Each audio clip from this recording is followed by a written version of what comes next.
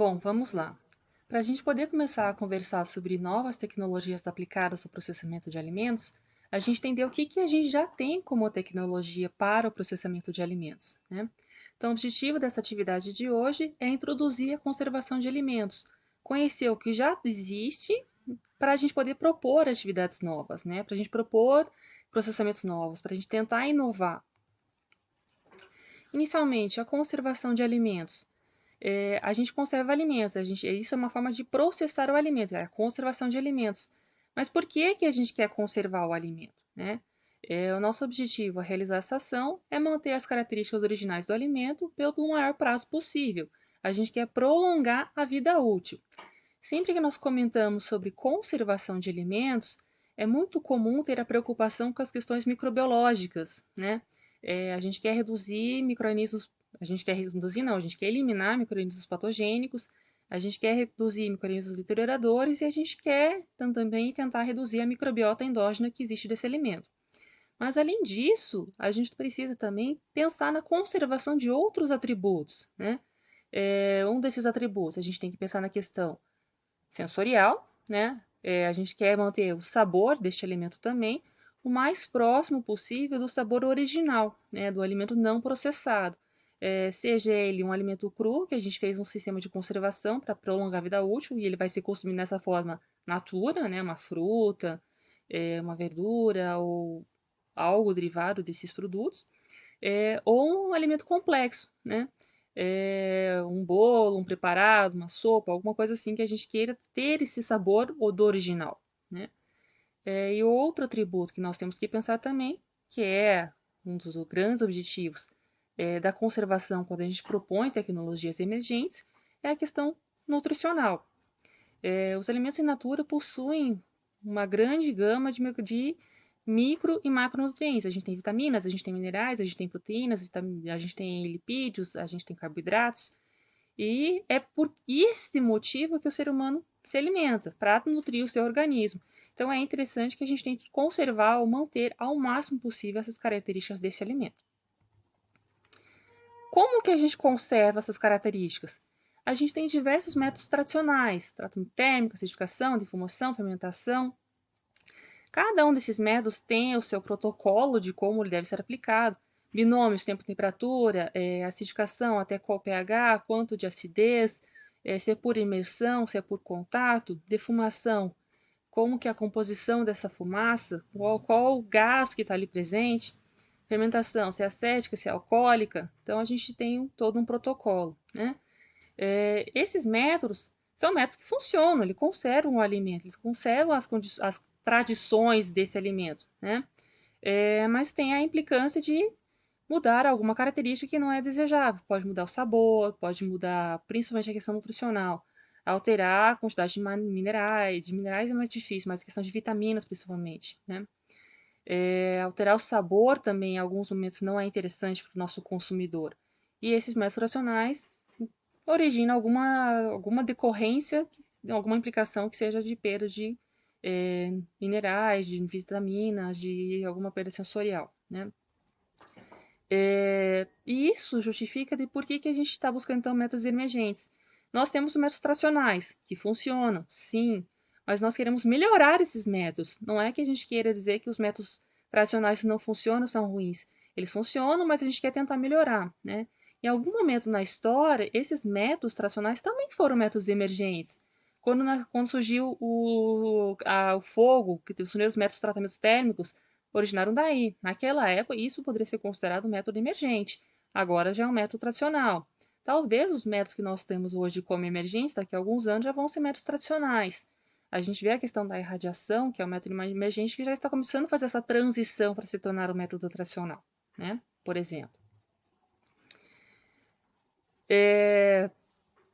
O que a gente tem que conservar, então, né? Sempre a gente pensa na questão da microbiológica, como já tinha comentado, mas então, com os métodos emergentes, a gente busca, além da segurança microbiológica, também conservar os atributos nutricionais e os atributos sensoriais, né?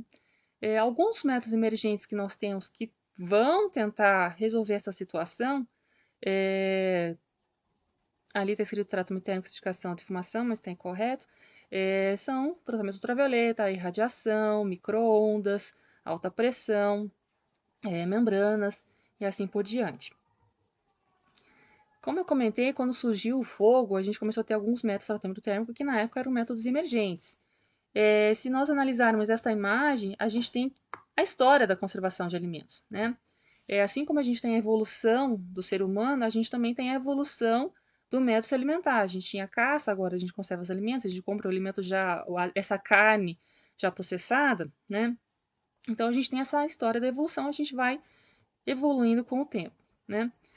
Os meios de conservação de alimentos ao longo da história da humanidade acompanharam e permitiram também o desenvolvimento do homem, né? Então, para a gente entender como que a gente pode propor uma tecnologia emergente, a gente tem que conhecer as tecnologias tradicionais e para conhecer essa tecnologia a gente tem que conhecer um pouquinho da história da conservação dos alimentos. Falando sobre a história da conservação de alimentos, até o período neolítico, que é a idade da pedra polida, cerca de 10 mil anos, o homem ele só comia alimentos frescos, né? O que significava ou que ele caçava ou que ele coletava alimentos já plantados, que já tinham florescido, para fazer a alimentação e a saciedade instantânea naquele momento, né?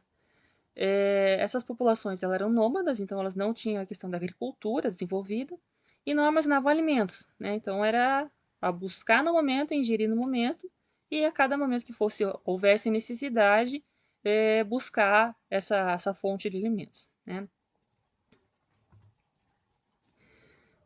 Já no início do século XIX, com o surgimento da sociedade urbana, comercial e industrial, cada vez mais distanciados dos centros produtivos, aumentava a dificuldade para alimentar a população, né? Era mais difícil encontrar animais para caçar, era mais difícil encontrar plantas já comestíveis para se recolher e alimentar naquele momento de necessidade, né? Naquele momento também já tinha a questão de vinho, pão e azeite, né, e alguns poucos alimentos. Todo o demais, naquela época, deteriorava, né? O que impedia de ter um crescimento populacional maior, né? Nessa época, no início do século XIX, a gente já tinha métodos de processamento, mas não métodos de conservação, né? Então, ali a gente tinha vinho, pão e azeite. São alimentos que têm uma taxa de deterioração bastante reduzida, então eles demoram para estragar, né? Então, por isso que esses alimentos se mantinham e os outros, que eram natura, não. Né? Foi uma época também, no início do século XIX, onde se viveu um grande processo científico, né? Que além do desenvolvimento científico para outros campos, medicina, física, a parte mecânica também, as engenharias, também passou a desenvolver as técnicas de conservação, né, para aumentar a durabilidade de gêneros alimentícios, principalmente os de maior valor agregado, como carnes, peixes, né? Naquela época, o objetivo era também reduzir custos, né, porque era oneroso, caçar e vender imediatamente, tinha muitas perdas, então para reduzir essas perdas, reduzir o custo também, né? Naquela época, a questão básica foi a descoberta de que os alimentos apodreciam, que para nós hoje já é um conhecimento básico, super banal. Quando a população humana descobriu a agricultura e que passou a se fixar em locais, também começou a ter a questão de criação de animais. Isso melhorou o suprimento de comidas, de alimentos para a comunidade, né? A mudança na forma de obter sustento alterou os hábitos alimentares da população, que passou a contar com excedente de produção, que poderia ser consumido nos períodos de escassez. Esse foi uma das grandes descobertas, um dos grandes progressos na área de alimentos, né? O homem se fixando em um local específico, veio a questão da parte dos animais para fins alimentícios, né? Também para a questão de ordenha, também começou a se utilizar bastante leite naquela época. E aí a gente começa a observar os feitos que envolvem conservação de alimentos. Com esses aparecimentos de excedentes de alimentos, então se utilizou uma procura também por outras formas de conservar esses alimentos que eram excedentes, né? A observação e a experiência ensinaram que frio conservava bem, né? Então a gente tinha um método de conservação ali, um dos principais que a gente utiliza até hoje, que é a questão de temperatura. Nesse caso, as baixas temperaturas sendo aplicadas. Depois teve o descobrimento do fogo, que também se aprendeu a utilizar a questão de defumação e a secagem ao sol, né? Com sol e com ar. já é outro fator, outro método de conservação que começou a ser estudado, digamos assim, né? Não houve relatos, não são artigos científicos, mas são estudos feitos de maneira incipiente, mas que já têm resultados na questão de efeitos que eles têm na conservação de alimentos. Procurando formas de preservar os alimentos, também se introduziu a questão de recipientes e envoltórios com substâncias protetoras, como argila, questão de recobrimentos com mel, com azeite, com o vinho, que já foi observado que ele tinha, durava mais tempo, demorava mais para estragar, né? Também questão de vinagre, questão de gordura. Se a gente for pensar, a questão da argila são os envases, né? O mel seria um paralelo com os recobrimentos comestíveis que nós temos hoje, azeite também, vinho, a questão do álcool ali sendo utilizado para conservação. Vinagre também tem a questão dos ácidos sendo utilizados na conservação. Gordura, que tem uma vida útil extensa, pode ter a questão de rancificação, mas a questão de crescimento microbiológico é reduzido, né? Então, já são os primeiros paralelos que nós temos. Também se aprendeu a salgar e secar carnes e pescar, né? A gente acredita que a primeira salga foi realizada enterrando o alimento na praia, né? Com a areia da praia, que é salgada, e a água do mar também, que realizava a cura deste alimento. Já no período neolítico, né, a gente tem que o ser humano naquela época escolhia a parte mais escura e fresca da caverna para armazenar os alimentos, né? Com o fogo, o homem aprendeu a defumar, com o sol, com o ar, e aprendeu a secar a sua comida, né? E a observação e a experiência ensinaram que o frio conservava melhor. Então, todo aquilo lá que eu estava contando é sobre o período neolítico. Já no período dos fenícios, a gente tem a primeira referência à fabricação de cerveja, né? Que aconteceu na Babilônia Antiga, cerca de 7.000 antes de Cristo. Os fenícios já faziam longas viagens e alimentavam-se com peixes e carnes salgadas. Também comiam alimentos de caça, provenientes regiões alheias e que eram conservados por mel. Então, alguns relatos que nós temos. Os egípcios, há cerca de 3.000 anos antes de Cristo, eles já conheciam a manteiga e faziam a salga de carne e a salga de peixe, e dominavam a técnica de armazenagem de grãos também. Então, eles já controlavam também a questão de conservação e evitar crescimento de fungos. Se nós vamos estudar um pouquinho a Bíblia, a gente vai ver que ela está repleta de referências à questão da manteiga, né? Não fala sobre métodos de manufatura originais, mas descreve que elas eram provenientes dos árabes, dos sírios, né? A população árabe, a origem árabe, tem muita influência na questão de alimentos, né? Não só na conservação, mas em toda a questão de processamento dos alimentos, né? Tem alguns relatos na Bíblia que consta que se utilizavam recipientes feitos de pele de cabra, né? Com abertura por onde se depositava nata, né? O recipiente, então, ele era suspenso e agitado, e aí, dessa forma se fazia manteiga, né? E as utilizações que tinham para manteiga eram inúmeras, não só fins alimentares, né? Cosmética também, e outros usos que eram dados para a manteiga. Os egípcios acreditavam que a manteiga possuía atributos medicinais, e na Roma antiga a manteiga era usada como um cosmético para pele e para cabelo. Já os gregos, na Grécia Antiga, salga da carne e peixe era utilizado em grande escala, e os romanos também salgavam a carne e peixe para conservar, né? Também conservavam alimentos em mel, e eles tinham já o dom da panificação, né? Foram os primeiros a fazer pão, né? Pão com fermentação natural, a gente não utilizava fermentos, não, a gente não, eles não utilizavam fermentos produzidos, aquele fermento que nós temos, já de Saccharomyces cerevisiae, selecionado, fermento em pó, fermento biológico, ele já era fermentação natural. Os chineses, cerca de 3.000 anos antes de Cristo, utilizavam o sal para conservar peixe em alturas, também, então eles tinham a questão da altitude, menor quantidade de micro-organismos em altitude, né? E há 2.000 anos antes de Cristo desenvolveram a técnica da conservação do peixe pelo gelo. Os povos da América do Sul, eles secavam os peixes e armazenavam imersos em caldo grosso de pimenta, utilizavam a própria gordura animal para a imersão e conservavam a carne, salgavam a caça, né, os animais, para facilitar seu transporte nas suas expedições. Na Europa mediterrânea, nós temos cereais e a questão da oliveira, né? Já era a questão dos cultivos. A terra para cultivo era muito importante nessa região e nessa época. E toda a terra que era útil, era viável, era possível cultivar alguma coisa, era destinada então ao cultivo, né? Tinha uma importância menor a questão de bosques, jardim, paisagismos. Então se utilizavam locais menos nobres para a construção de moradias, né? O melhor local que existia no território era sempre para plantação. Na Europa do Norte também já tinha a questão de caça, era dada uma importância bastante grande a isso. Então tinha uma questão de proteção às florestas que era enorme, né? Já tinha alguma questão de valorização da importância de jardins como integrantes da qualidade de vida. Então eles consumiam muito carne e lácteos e valorizavam um pouquinho mais a questão de qualidade de vida. Então a questão de ter paisagismos, de ter locais para lazer, já era da época da Europa do Norte, na época medieval, né? Na Ásia, tinha uma outra questão que envolvia também bastante a questão do entorno da produção de alimentos, da conservação de alimentos, que é religião. Na Ásia foi um fator importante na moldagem da alimentação em várias regiões, e algumas regiões adotaram a questão dos produtos fermentados vegetais, né? E outras também tinham os produtos fermentados a partir de pesca, né? Hoje ainda a gente vê que a religião também tem traços e traz nuances importantes para a questão de processamento e de conservação de alimentos.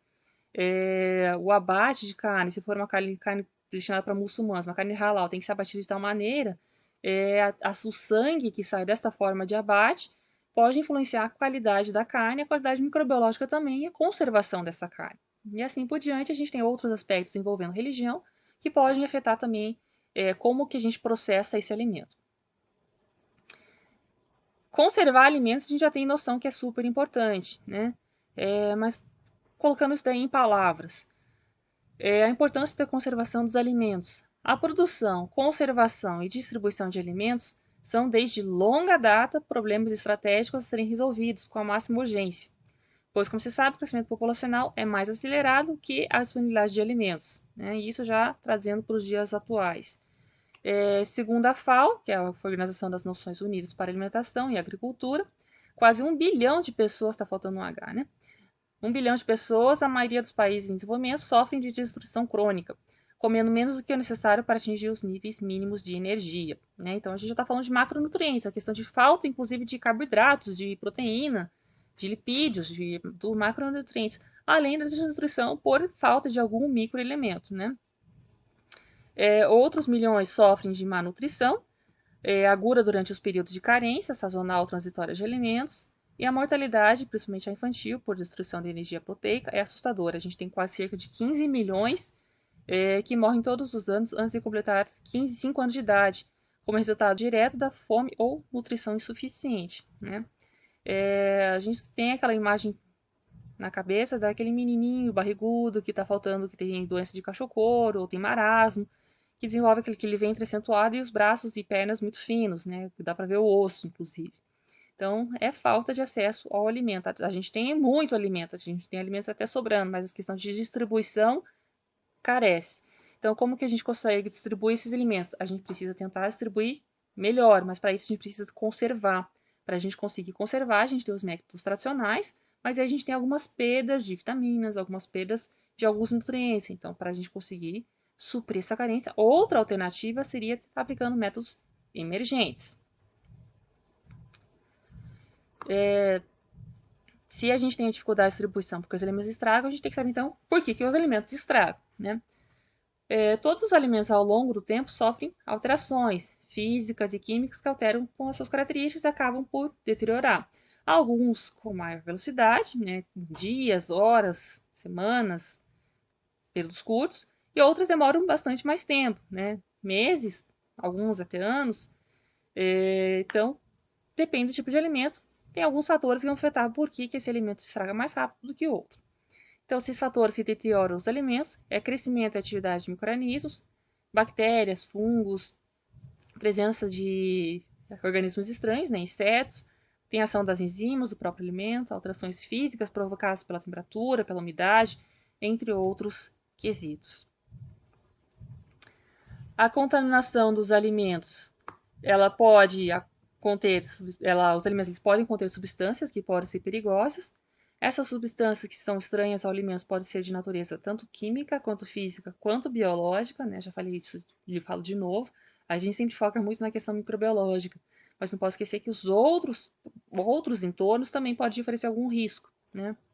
E esses elementos estranhos, essas substâncias estranhas, elas alteram a composição, a característica dos alimentos e podem fazer mal à saúde dos quem está consumindo, né?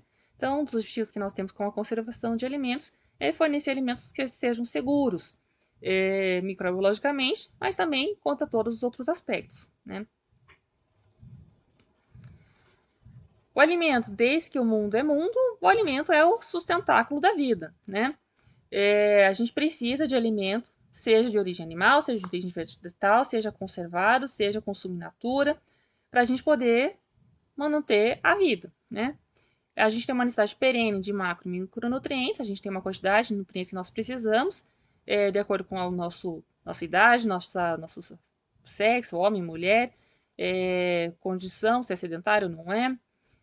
Tem alguns elementos que nós conseguimos manter o nosso organismo, estocar, outros não. Então a gente tem uma perenidade nessa questão da nossa necessidade. Os humanos e os animais suprem suas necessidades, alimentos sempre em séculos já foi feito isso, com erros e acertos na escolha de fontes de nutrientes, né? Se nós erramos alguma coisa, pode faltar algum nutriente no nosso organismo. Ou se nós temos excesso, a gente tem também esse erro pelo excesso, né? A caça, a pesca, a coleta, o cultivo, né? Foram desenvolvendo uma agricultura racional com técnicas agrícolas, exploração animal para fins de alimentação, né? A gente tem um grande crescimento populacional, aí a gente tem essa distribuição de alimentos que não é uniforme no mundo todo, e a gente tem então umas dificuldades experienciadas nas várias partes do mundo que levaram aos desenvolvimento de hábitos alimentares e padrões de cultivo relacionados aos alimentos, né? A forma como nós alimentamos aqui no Brasil é diferente de como o europeu se alimenta, pela questão climática, pela questão de disponibilidade de alimentos, pela questão cultural, que é diferente de como o povo da Ásia se alimenta, né? A gente tem aquela imagem típica da alimentação de um chinês, de um japonês, que não tem um paralelo tão direto com a alimentação sul-americana. O mundo desenvolveu, isso é fato, né? No transcorrer dos séculos, diversos princípios para conservar alimentos também surgiram. A evolução do nosso modo de vida também evolui com a nossa forma de se alimentar. E dentre os erros e acertos, muitos alimentos tradicionais ainda são consumidos no dia de hoje, né? A gente tem questão de vinho, do mel e do azeite, que já tinha sido comentado anteriormente, que ainda hoje são alimentos e que são métodos de conservação que nós utilizamos. Ainda com o paralelo da questão da falta de alimentos no mundo, a gente tem aquela frase que a FAO divulga muito, né? Que tem uma guerra indo contra milhões de pessoas todos os anos. E essa assertiva ela mostra o problema da humanidade que enfrentamos para a conservação de alimentos e para a produção. Produzir a gente produz, a gente não consegue conservar e distribuir. Então, essa questão da preocupação que a gente tem com a da FAO e o que eles trazem para nós, né? A gente tem muito desperdício ainda de produtos hortícolas, grãos, leite, esses alimentos de maior perecibilidade são perdidos em grande quantidade. A gente tem muitas falhas na manipulação, falta de infraestrutura de armazenamento, transporte. A gente tem práticas deficitárias para colheita, falta de associações em produção e marketing também, falta de estrutura adequada para distribuição. Então, a gente tem inúmeras falhas que impedem que esse alimento se conserve por mais tempo e seja distribuído à pessoa que realmente está precisando, né? Os princípios de conservação de alimentos foram e vêm sendo extensivamente estudados para desenvolver formas que possam garantir a segurança, a inocuidade, a integridade, a conveniência que o consumidor deseja, né? Então, as novas tecnologias elas entram nesse contexto também de tentar suprir essa necessidade de formas de conservar que a gente consiga distribuir esse alimento para o maior alcance possível, conservando nutrientes, principalmente vitaminas, a questão sensorial. Então, aí nós entramos, né? A maior parte dos problemas relacionados à conservação dos alimentos, ela tem origem direta ou indireta no aspecto microbiológico, né? Isso é válido para as tecnologias clássicas e a gente explora muito isso daí na questão também de tecnologias emergentes. Microbiologia, a gente tem que garantir que esse alimento é seguro. Garantindo que esse alimento é seguro, a gente passa para as próximas etapas, que é garantir que ele também tem os nutrientes necessários e que ele é gostoso, né? Então ele é sensorialmente palatável. A gente tem algumas tendências do consumidor, que a gente, além da questão da evolução dos métodos de conservação, de conseguir conservar e distribuir melhor, também o consumidor ele passou por alterações do seu perfil. Ele era nômade no começo, então agora ele já cultiva o alimento. Agora não é mais ele que cultiva, ele compra. Então o que ele está procurando quando ele adquire um alimento, né? Tem essa questão dessa tabelinha aqui, dessa imagem, quais as tendências do consumo para 2019 em alimentos. Ela é válida para 2019, mas foi feita em 2019, mas ela traz dados que são questão para dos dias de hoje, não são 2 anos que vão fazer essa diferença na questão do que o consumidor está procurando. O perfil ainda se mantém, né?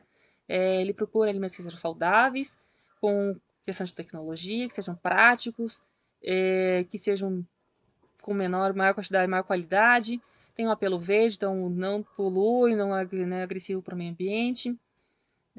Sabores exóticos também era uma questão que está bastante em alta, né?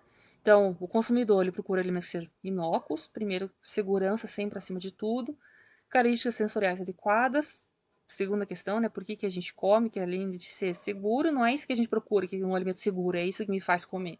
Não, eu quero que seja gostoso, eu quero também ter o prazer da alimentação, né? A apresentação, a gente come com os olhos, a gente quer que tenha uma invase, uma apresentação adequada. Questões nutritivas, principalmente a questão de. Aqui agora também está bastante em alta, o pessoal está cuidando muito da saúde, então procura alimentos com menor quantidade de gorduras, menos açúcares, outras atributos que também sejam daquele pessoa do mundo fitness, né? Fácil preparo, o pessoal está com cada vez menos tempo para preparar os alimentos, então quanto mais fácil for o preparo, mais interessante esse alimento se torna para o consumidor.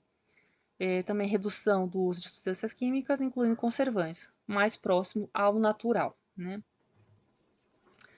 A maior parte das técnicas utilizadas em processamento de alimentos, elas visam então controlar o crescimento microbiano, seja tolerantes patogênicos ou saprófitas, e aí a partir daí desenvolver também e conservar as qualidades sensoriais e nutricionais, né?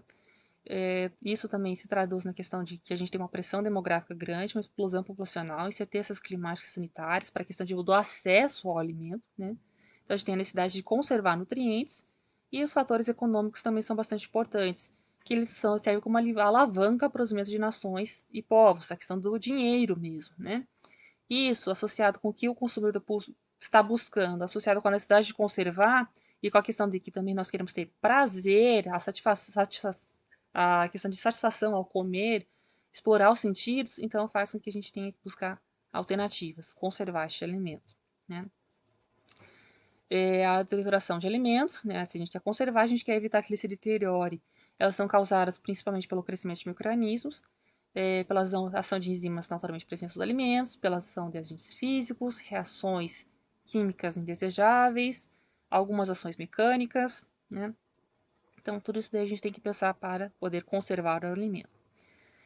As estratégias principais que nós temos para conservar o alimento, a gente tem a questão de evitar acesso, né, da questão dos micro-organismos a esse alimento, minimizando a contaminação em todas as etapas e colocando uma embalagem. Eliminar a presença, se eles já estão, então nós vamos tentar remover, destruindo micro-organismos e removendo esses micro-organismos, né? Pode ser tratamentos térmicos, pacificação, colocar o meio que seja que vá contra as características deste micro-organismo. Controlar o crescimento, né? A gente pode ser que aceite a presença dele, se ele não for patogênico, mas a gente não quer que tenha uma determinada quantidade, então a gente controla o crescimento. Como que a gente faz isso? Estimulando os micro-organismos específicos, que podem ter uma competição contra esse micro-organismo que nós queremos controlar. Então, controlando os micro-organismos competidores, destruindo micro-organismos competidores ou removendo os micro-organismos indesejáveis, né? Por que conservar os alimentos, né? Por que a gente quer isso? Que a gente quer conservar, a gente quer evitar ações de micro-organismos, a gente quer que o ambiente se mantenha nutritivo, com uma taxa de umidade adequada, com a taxa de oxigênio, temperatura e outras condições que sejam satisfatórias para a manutenção deste alimento, né? A gente pode utilizar tratamentos simultâneos e destruir e modificar as condições ambientais também, como estratégia para a conservação de alimentos, né? As vantagens que nós temos com a conservação de alimentos é que a gente vai dilatar o tempo e a duração durante o qual os alimentos podem ser consumidos com segurança. A gente vai desenvolver características que são apreciadas neste alimento. A gente pode ter dietas mais variadas e equilibradas, independente da sazonalidade, né? Independente da estação do ano, que qual a gente pode ter esse acesso a esse alimento durante o ano todo. A gente vai ter o aumento da higiene alimentar e a facilidade na preparação dos alimentos. Preservar um alimento é sempre um desafio para a tecnologia, né? E algumas formas que nós temos para conservar esse alimento seriam a conservação por fermentação, a conservação por defumação, conservação por controle de umidade, conservação pelos aditivos, conservação pela adição de solutos, conservação pelo calor, conservação pelo frio, entre outras tecnologias, né? Essas daí são as tecnologias ditas tradicionais, né? Primeira delas, a conservação pelo calor, que a gente entra na questão dos tratamentos térmicos, né? Ela se baseia no emprego de temperaturas ligeiramente acima das máximas que permitem a multiplicação dos micro-organismos, de forma a provocar a sua morte ou a inativação de suas células vegetativas, né?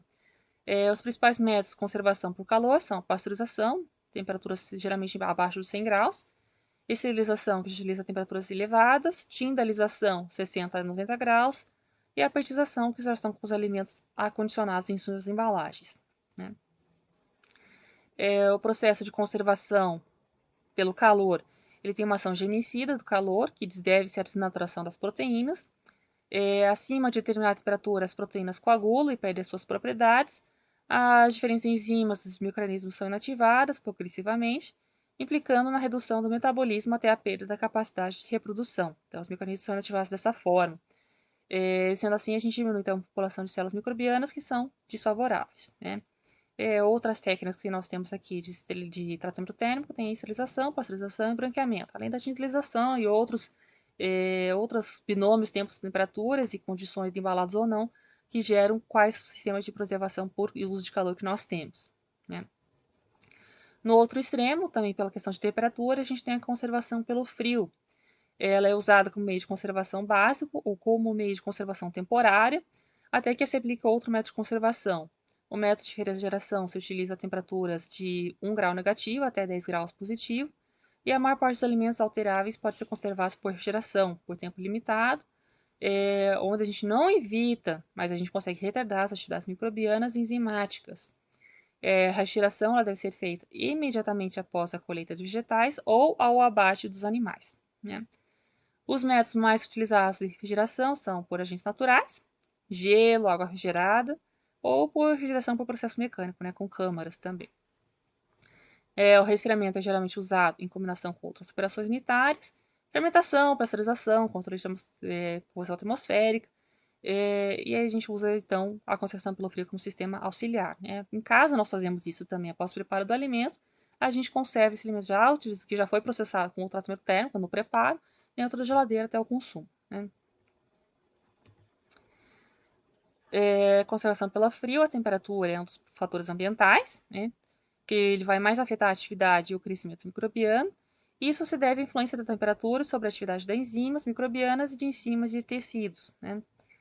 Quanto mais baixa for a temperatura, mais lenta será a reação bioquímica e as ações enzimáticas e o crescimento microbiano, né?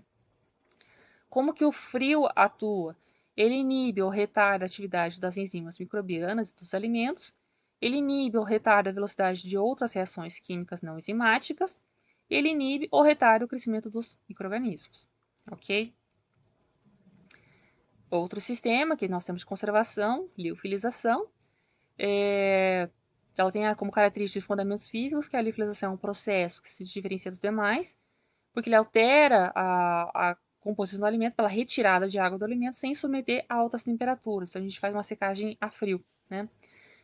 O processo de secagem dessa secagem é chamada sublimação, que é descrito como a passagem de uma substância do estado sólido para o estado gasoso. Essa transformação ela acontece a uma dada temperatura que varia de acordo com a pressão que nós estamos utilizando, né? Aqui um esquema de como funciona a liofilização de alimentos, né? A gente tem o alimento natura, o alimento ali depois de processado. E aqui nós temos duas imagens de alimentos liofilizados, uma cenoura liofilizada e um kiwi liofilizado. A aparência deles é bastante similar à do alimento natura, mas em questão de pesos, eles são bastante mais leves, né? Pela perda da umidade, perda de água, então perda de peso também. Questão do outro processo de secagem também, que é o freeze drying. Ele também é empregado para a conservação de vários alimentos. É um processamento misto em que se associa congelamento e a desidratação. A gente precisa de um equipamento específico para isso, né? E que esteja operando a vácuo. O primeiro estágio da liofilização vai ser congelar esse alimento e depois sublimar esse gelo sob vácuo para que ele possa se transformar para a fase de gás, né? No processo, o alimento é congelado até para temperaturas abaixo de 40 graus, colocado na câmara a vácuo e o calor por contato com placas ou com bandejas se aquecerão o produto e a água sublima, então, passa do sólido, do sólido direto para gasoso, sem passar para o estado líquido. O processo dura de 15 a 30 horas, então é um processo bastante longo, né, moroso, e a umidade final obtida por esse processo é de 1 a 2%, então é uma quantidade de umidade bastante baixa. O adequado nesse tipo de alimento é utilizar embalagens herméticas depois, para que não se absorva a umidade do ambiente novamente e esse alimento se hidrate para fornecer de novo o crescimento de micro-organismos. Aqui um esquema de novo o uso do freeze drying, né? A gente tem as maçãs frescas que são lavadas, são descascadas, cortadas e depois colocadas dentro das bandejas, congeladas, né? Ali tem as imagens daí depois do congelamento antes de fazer o envase, né? Então as maçãs ali já secas, elas são vazadas. Pode-se também vazar, fazer o pó da maçã e depois embalar esse pó, né? É muito comum utilizar no processo de produtos em pó, processo de congelamento a frio, né? Secagem a frio, eu quero dizer. E depois esse produto vai para expedição. Então, a gente também tem a conservação pelo controle de umidade, a gente tem por secagem natural, por hidratação ou secagem artificial. Na questão da secagem artificial, pode ser com baixa temperatura ou com alta temperatura. Baixa temperatura geralmente é feita com secagem ao sol, né, com temperaturas mais próximas às temperaturas ambientes. Na questão da alta temperatura, a gente pode ter secadores de leito fixo, de fluxo cruzado, fluxo correntes, fluxo contracorrentes, secadores mistos, né? Então, a gente tem aqui um exemplo de secagem natural e outro exemplo de secagem artificial com secador de bandejas. Temos também conservação pela adição de soluto, que pode ser adição de sal, adição de açúcar. A adição de solutos, ela eleva a quantidade de açúcar ou de sal no alimento, e isso faz com que retenha quantidades variadas de água, que resulta que a gente tem um estado diferente de pressão osmótica. Então, a gente não tem água livre disponível para ser utilizada pelo micro-organismo. Então, a gente tem a água, mas não é água ligada. Então, essa falta de água faz com que a gente tenha uma conservação microbiológica, né? A adição de sal, ela pode ser feita via úmida ou via seca, né? Via úmida, a gente tem as salmouras, via seca, a gente tem, por exemplo, o exemplo claro do bacalhau, que ele é salgado. E a conservação do açúcar, a gente pode ter o mesmo paralelo, conservação úmida, geleias, e a conservação seca também, a gente tem aqueles doces de corte. A gente pode ter a conservação por defumação, né? A fumaça, que é utilizada na defumação, ela inibe o crescimento microbiano, retarda a oxidação de gorduras, fornece aroma. É muito apreciado pela questão do aroma que esse sistema fornece. Então, mesmo sendo um método tradicional, ele é super interessante pela questão de ter uma questão de desenvolvimento de aromas, né? Ele também é um processo histórico, lá quando foi descoberta o fogo, também já teve a questão da defumação dos alimentos, então já se reporta aquela época a questão dos processos de fumação, com a questão principalmente de carnes, que já eram consumidas no ano 1000 a.C., até alguns relatos mais anteriores existem também, e era originalmente empregado para conservar o produto, e atualmente a gente usa para incorporar, agregar ou alterar seus características sensoriais. Além de conservar, a gente também tem a questão do palatável, da melhora dos atributos que são interessantes para o consumidor. Então, ela é empregada não somente com o objetivo de conservar, mas também com o processo através do qual o produto adquire características sensoriais desejáveis. É realizada normalmente associada aos processos de conservação, como salga e dessecação, né? Principalmente com carnes, é muito comum, muito tradicional o método de defumação. E as carnes, em contato com o calor e a fumaça, elas perdem água, ficam ressecadas, e com uma coloração que é estabilizada, adquirem sabor e aroma de produtos defumados, né, o sabor típico, e essa perda de água e ação dos constituintes da fumaça conferem ao alimento uma barreira química e física contra a ação dos micro-organismos, né. Existe já também, pela questão do sabor ser interessante, existem aditivos para saborizar os alimentos que são sabor a defumado, né? Então, algumas vezes nós temos os alimentos no mercado que não são, têm o sabor defumado, mas não foram defumados, então não tem esse sistema de conservação, tem apenas o sabor derivado, né? Também nós temos o método de conservação por fermentação, as três principais vias de fermentação que nós temos é a fermentação alcoólica, a fermentação acética, a fermentação lática, né? A fermentação alcoólica é usada em elaboração de bebidas alcoólicas, entre as quais temos a fermentação de vinhos, cervejas, temos também fermentados e destilados, por exemplo, aguardente, rum, uísque, cachaça, tequila, gin. E depois, o que acontece nesse processo é que a gente transforma açúcares, que são solúveis em etanol, como produto principal, né? Depois, o outro método de conservação de fermentação é a questão da fermentação acética. A indústria de alimentos ela é largamente utilizada na produção de vinagre, principalmente vinagre, pela oxidação do álcool por bactérias que são acéticas. Nesse caso aqui, a gente tem a conservação e a gente utiliza micro-organismos que são de interesse, que são bactérias, né? Então, alguns momentos é interessante a gente ter os micro-organismos presentes no nosso processo. Não é porque é um micro-organismo que ele é daninho para o nosso alimento que ele vai fazer mal para o nosso consumidor. Temos também a fermentação lática, que ela é largamente utilizada na preservação dos alimentos e é importante para produzir origem vegetal, principalmente para picles, chucrute, azeitonas e alguns alimentos de origem animal, como queijo, salames, para a fermentação lática é interessante também, né? Aqui a gente tem alguns produtos que foram produzidos por fermentação, né? A gente tem bebidas alcoólicas, que é tradicional, mas a gente também tem a extração de enzimas, a gente tem a fermentação acética, então a gente tem vinagres, produção de álcool, etanol, queijos, principalmente os sabores específicos dos queijos. A questão da maturação é importante, claro, mas a gente também tem a questão dessa fermentação, como ela ocorre, qual micro-organismo ela é utilizado para fazer essa fermentação. Então, tem sabores e queijos específicos, pão para crescimento da massa, né? Formação de ácidos orgânicos, solventes, vitaminas, algumas vitaminas também são produzidas por processos fermentativos. Também temos os antibióticos, que têm sua origem na fermentação, polissacarídeos, aminoácidos. Questão da parte ambiental, a gente trata mesmo de biológicos de resíduos, né? Leites fermentados, que obviamente pelo próprio nome são alimentos que foram submetidos à fermentação. Outro método de conservação, outro método tradicional de conservação, que é a adição de aditivos, né? Os aditivos eles podem contribuir muito para a conservação dos alimentos, mas essa prática ela deve ser encarada com muita atenção, com muito cuidado, uma vez que a ingestão excessiva de alimentos conservados por aditivos químicos pode provocar perturbações do equilíbrio fisiológico do consumidor. Os aditivos eles são classificados como GRAS ou não GRAS, né? De acordo com é safe, geralmente reconhecidos como seguros. Então tem uma lista desses que são livre uso, mas também tem uma lista dos que não são GRAS e que tem a quantidade limitada de sua utilização. Quantos miligramas nós podemos colocar no alimento, ou quantos miligramas, ou quantos gramas, nanogramas, microgramas o consumidor pode ingerir sem ter nenhum impacto na sua saúde, né?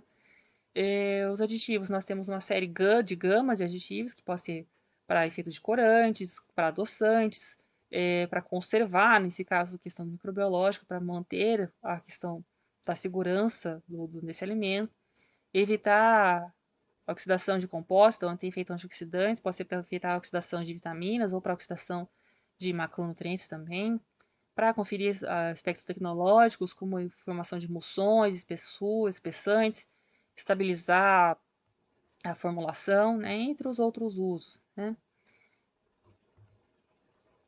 Aqui alguma listinha de quais são os principais atributos dos aditivos, né, a gente tem para atribuir características sensoriais, então a gente tem aromatizantes, corantes, edulcorantes, estabilizante de cor e ressalvador de sabor. A gente tem como tecnologia, como auxiliar de tecnologia de fabricação, então a gente tem agentes de corpo, agentes de firmeza, anti-espumante, anti-umectante, emulsificante, espessante, espumante, estabilizante, como fermento químico, fermento também é um aditivo, né? como agente glaciante, gelificante, melhorador de farinha, umectante. E aqui na questão da conservação, nós temos acidulantes, antioxidantes, conservantes, que recebem este nome, que tem um amplo espectro de atuação, regulador de acidez e agente sequestrante. Esses daqui 5 são os aditivos com fins de conservação. Esses foram um apanhado geral sobre a conservação de alimentos e sobre os principais métodos técnicos tradicionais que nós temos, né? Calor, principal deles, mas alguns outros também. Essas são metodologias tradicionais, elas já são aplicadas, elas são amplamente usadas na indústria, né? Como eu já falei, falo de novo, elas funcionam sim, mas elas trazem sempre algum porém, né? Ela funciona, conserva o alimento por muito tempo, mas eu tenho perdas de vitaminas. Então, uma das finalidades da minha alimentação, que é fornecer vitaminas para o meu organismo, eu perco. Então, para tentar buscar alternativas, que eu quero conservar, sim, quero que funcione, sim, mas também eu quero que essa questão nutricional seja mantida. Quero sim. Então, vamos buscar outras alternativas, outras formas de processar esse alimento, né? Aqui a gente tem alguma escala da tecnologia. Aqui a gente tem um cruzamento de tecnologias, algumas tradicionais que ainda estão na transição, outras que já são tecnologias emergentes, novas, e a gente tem essas tendências de estudos que foram feitos em escala laboratorial, estão com escala piloto, estão indo para a escala industrial. As tecnologias em escala laboratorial são as que estão em estudo. A gente está começando a fazer as primeiras testes, vamos ver se funciona, primeiro com questão microbiológica, depois com questão de se tem alguma potencial tóxico desse processo ou não. Depois a gente tem que fazer uma escala, a gente não vai produzir alimentos em escala laboratorial, a gente vai produzir em escala industrial. Mas isso a gente tem que fazer um escalado, né? Então, para fazer esse escalado, primeiro a gente passa por uma escala piloto. Aí a gente já tem algumas tecnologias que estão em escala piloto, né? Funcionou na escala piloto, a gente teve os mesmos bons resultados que houveram na questão laboratorial, aí a gente passa para a escala industrial, né? E depois da escala industrial já é feita a transferência de tecnologia. A próxima etapa, depois da parte industrial, seria transferência de tecnologia. Já é uma tecnologia que provou ser útil, ser viável, ser possível ser implementada. Então, agora a gente vai transferir essa tecnologia para uso industrial real, né? E aí a gente já começa a ver alguns produtos na indústria que são utilizados utilizando esses métodos desenvolvidos inicialmente no laboratório e em meios científicos, né? As tendências que a gente tem que avaliar quando a gente olha essa escala de tecnologia, o que eu estou desenvolvendo, o que eu estou estudando, é saudabilidade. Esse alimento, depois que eu processo com essa tecnologia, ele é saudável, ele é seguro. Se nós desencadeamos algum processo, desencadear para que vai aumentar o potencial de formação de alérgenos, né? Ou vai ter a produção de algum alérgeno. Segurança alimentar e rastreabilidade, também a gente precisa ter esse controle. Questão de embalagem, se nós vamos precisar de embalagens ou não, se a gente no processamento a gente utiliza embalagens ou não, né? Questão de sustentabilidade, agressividade ao meio ambiente, questão da indústria 4.0, indústria moderna também, a gente tem que estar avaliando, né? Alguns desses processos que nós temos ali, que ainda estão em escala laboratorial, o que está mais incipiente, questão do plasma frio, depois já fazendo uma pequena transição, pulso elétrico e ultrassom, né? Que já estão entrando em escala piloto ultravioleta, os que já estão em escala piloto é aquecimento ômico, e os que já estão em escala industrial, a gente tem tratamentos com alta pressão, liofilização, microondas, irradiação, infravermelho e separação por membranas. E o spray dryer, que também está em escala industrial, mas já se tornou um processo tradicional. Então, ele já não é mais considerado só emergente, ele é um método tradicional. Ele já emergiu, né? Separação por membranas é um método super interessante, baseado em filtração. Foi um dos processos que mais evoluiu rápido, né? Ele saiu da escala laboratorial e industrial em poucos anos. Já outros estudos, microondas, por exemplo, foram anos de estudo pela questão de embalagens. É um processo que funciona muito bem, é um processo térmico também, mas possui outra forma de aquecimento. Então, para ele emergir, como ele dependia de embalagens, elementos externos à própria tecnologia, então demora mais, né? Esse é um apanhado geral do que nós temos como tecnologias emergentes, que na sequência nós vamos estar avaliando mais detalhadamente.